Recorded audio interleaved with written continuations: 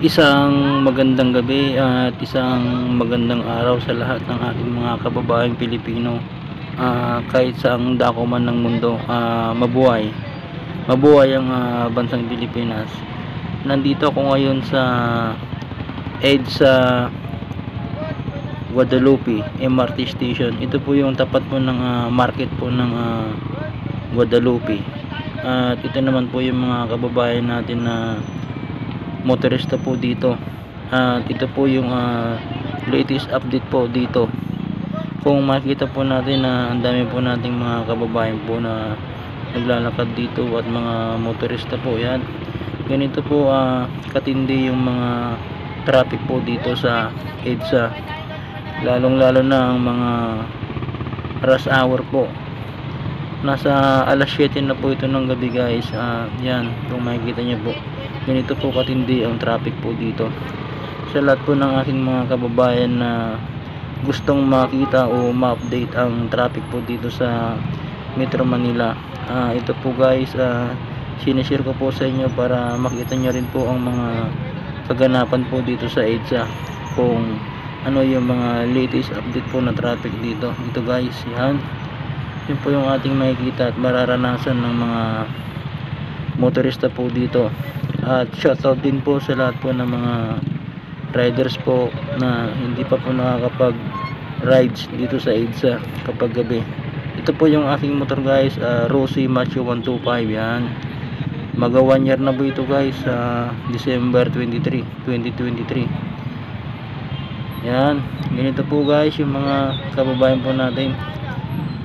Paunti-unti po yung usad po ng mga traffic po dito. Yan po guys, yung kulay puti, yan po yung MRT station guys. Sa mga hindi pa po nakakaalam, yan po guys yung MRT.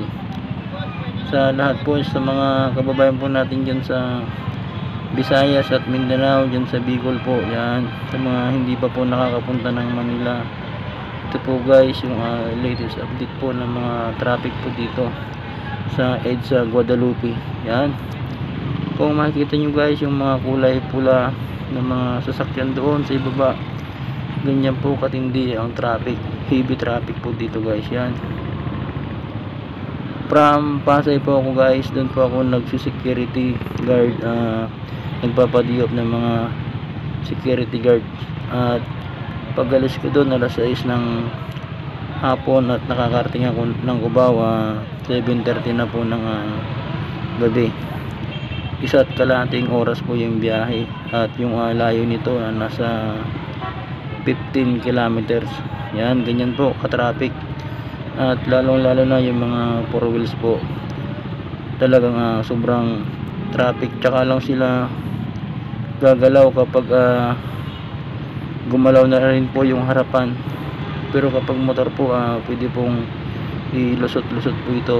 Yan, kaya mas lalong natatraffic po yung mga ibang mga motorista. At ito na nga po guys, sumingit na rin po ako dito dahil may space po dito, kasi yung kasunod po namin may ibinaba po na pasahero. Yan, ito guys, ito lang po tayo sa gilid-gilid. Ayan na po yung MRT station. Nandito na po tayo guys sa may tulay ng Guadalupe. Yan, yan po yung release po ng train, yung nasa taas po release po ng train. At ito na po yung tulay ng Guadalupe. At nandito rin po guys yung bus carousel. Yan, kapag madaling araw po dito, marami pong tumatawid para pumunta po ng carousel bus lane.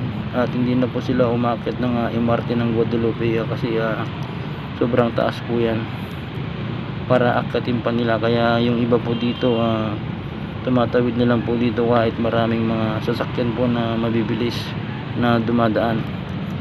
Yan, ito po yung tulay po ng Guadalupe.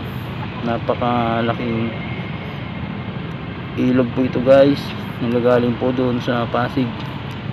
Yan, ganyan po yung mga nararanasan ng mga motorista po, mga kababayan nating Pilipino.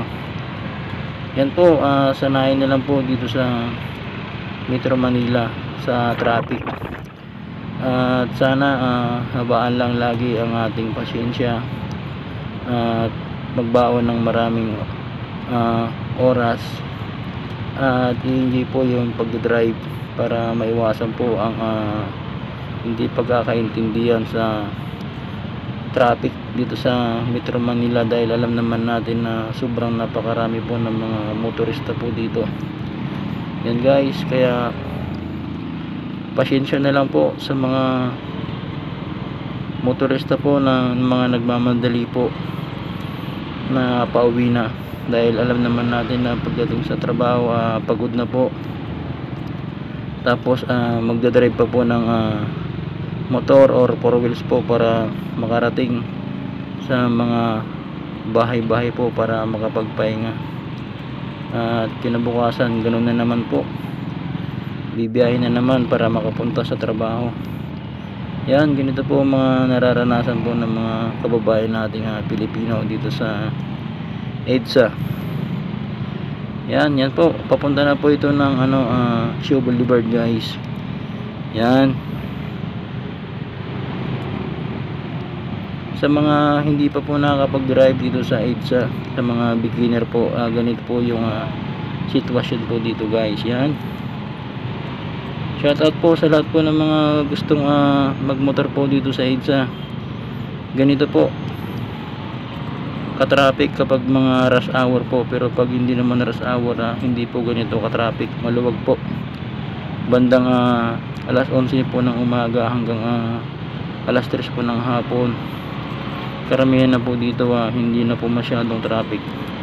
Doon na lang po nagkakaroon ng traffic doon sa mga stoplight. Yan, mabuhay ang bansang Pilipinas at mabuhay ang lahat ng mga Pilipino. At maraming salamat guys sa mga nakasubscribe. At subscribe na po kayo guys para ikutin po natin ang buong Metro Manila habang nandito po tayo sa Manila nagtatrabaho.